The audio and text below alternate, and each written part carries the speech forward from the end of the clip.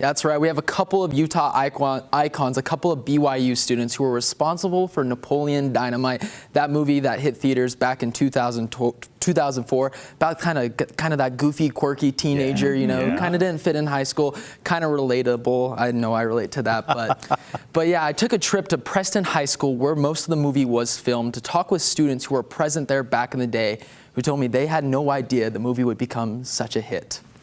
Napoleon getting pushed into his locker and making a late attempt at kicking the bully. At Preston High School, students remember seeing this movie for the first time. We were watching it in the auditorium that's famous. Like, it was just kind of, now looking back at it, it was a moment that can't be replaced. Famous, since it's where Napoleon did his iconic dance on stage at the end of the movie, a scene so popular it made its way all the way to Magnolia, Texas, where Tatum Brokaw copied Napoleon's moves during a high school talent show his senior year. I had literally practiced for hours in my garage, probably sweating so many buckets of sweat doing it and rehearsing it over and over again until I got it right. Another classic scene in the film is when Napoleon's brother Kip is trying to sell a bull and he wants to show how strong it is. That's why he puts it behind his tire, puts Uncle Rico's van in reverse, and backs up.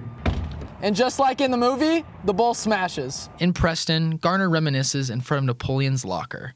He's still surprised the movie's reached so many people. I had the opportunity to be in the movie, but at the time I was like, well, it's not going to do anything. Well, the movie did do something. People still come to Preston to see where it all happened, visiting the homes of Napoleon and his best friend Pedro. Every summer, about one person a day that we get coming, asking to come do a tour, I've given plenty of tours, and they come from all over the world. Like, I've had people from China.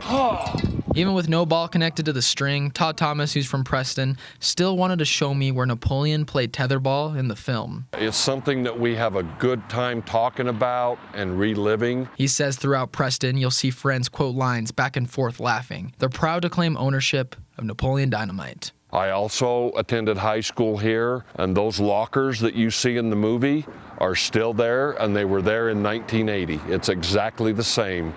So this movie appeals to me because it's nostalgic, which I'm a very nostalgic person, and it's relatable. Napoleon Dynamite's still relatable 20 years later, especially in the town where it was made, where the spirit of the movie is still felt today. In Preston, Idaho, Jonathan May, ABC4 News.